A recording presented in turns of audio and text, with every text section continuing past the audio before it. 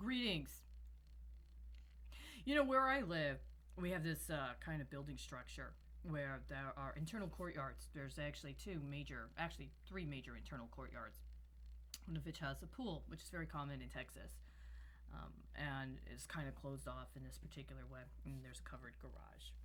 And you know, the other day when I was awaiting the mail, I was looking around and considering something I'd actually reviewed with myself as of April of this year, which was a plan for how to actually fortify this area.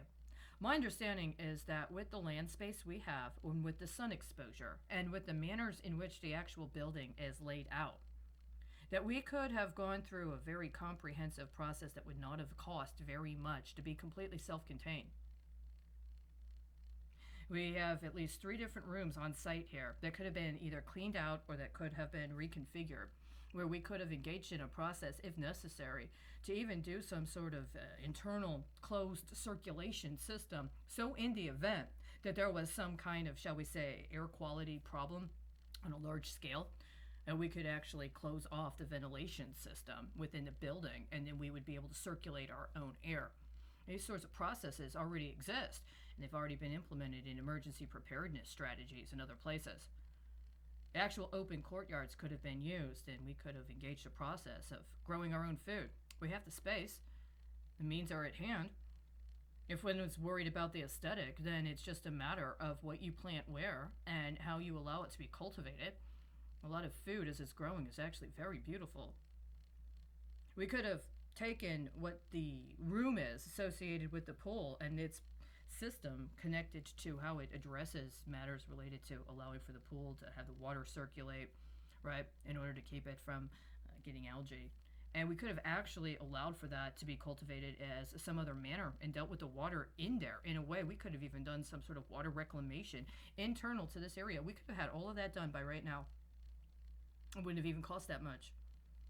And see, understanding is that for whatever reason, that wasn't considered to be the priority or the aesthetic. But it could have been done. There are a number of buildings in this area that have the same kind of layout. It could have been done for every building. We could have actually had a situation where we got some sort of netting, if necessary, that was able to let the sunlight through, but could have been unrolled in order to cover those courtyard areas in the event that there was some sort of, infestation, including some sort of insect plague. Does this sound kind of strange? Well, no, it's not. When I was in Texas in 2005, there was a hurricane that happened in Louisiana. There was an announcement that there was going to be a hurricane that was going to hit Texas sometime thereafter. Many people tried to leave the city. My understanding at the time was that a lot of people that were leaving Houston during that hurricane ended up getting caught on the highway. Now, there was some sort of traffic jam in the exit from the city, and they ended up sitting out the hurricane in cars that were in a packed up log jam on the highway, many of which ran out of gas. And after the storm passed, they actually had to just send gas trucks out to fill up some of those cars because they had run out of gas while they were on the highway. Now, the storm did not end up being as bad as it had been reported to have been in New Orleans. In that many ways, this was a blessing. I spent the time in Houston specifically. We did what we needed to do. I remember being with people that commented on how people seemed to be responding to the preparedness effort, the call to go out and get food, to get supplies in a manner that had some sort of sociological implication. But the point of the matter is, everybody knew before the storm came, including up to 72 hours before the storm came, what they needed to do to prepare for an actual hurricane. Some people decided they were going to leave. They considered and were concerned the hurricane was going to be so severe that they needed to leave. Some people did not. We took steps to actually address matters internal. It turned out the hurricane wasn't so bad, right? At least not in Houston. But in 2017, presumably there was a hurricane, a massive hurricane that required a major response. I just want to say, I did not see one group of people lined up to get plywood. I didn't see any windows that were duct taped. I didn't hear one radio announcement talking about where people could go to get sandbags. the entire time Hurricane Harvey, presumably, was doing whatever this damage was that they wanted you to believe was happening in Texas.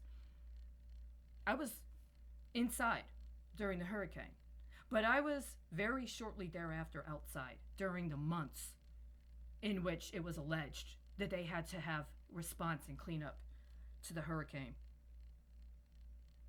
Now I'm here in Dallas. Nobody seems to be worried about getting plywood.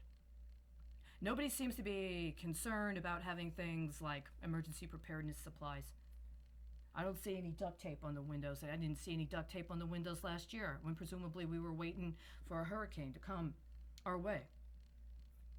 What happened? What happened between 2005 and 2017 that when a hurricane, including a hurricane that people anticipate is going to have a devastating impact, is approaching, nobody takes even the most basic modicum of preparedness measures? And why aren't people already prepared? Why don't people already have plywood? Why don't people already have duct tape? Very simple things like that. See, for most of my time in Texas, I was outside on the street. Now that I'm inside, I'm very concerned. All of these things could already have been done. They wouldn't have even cost that much. Unfortunately, there is another matter, though. It is understanding that we don't live in isolation from other people in our environment, especially in an urban situation. I'm indoors and I'm grateful, but I'm not grateful for knowing that nobody else seems to think it's important that we take measures to prepare ourselves or protect ourselves. If an actual Hurricane Harvey were to come far enough inland to hit us, who would be taking care of us?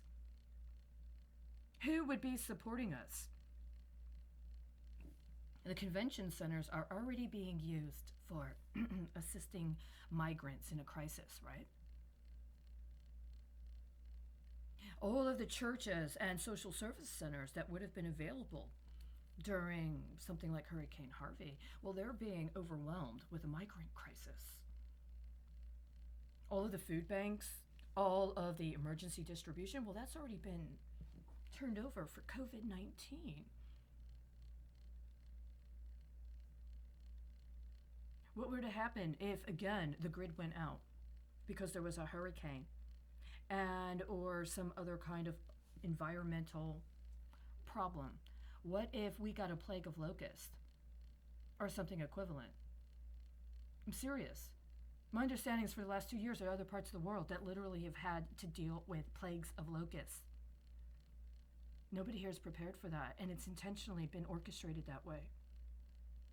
What are you encoding into these microchips you're giving people as part of these alleged vaccines?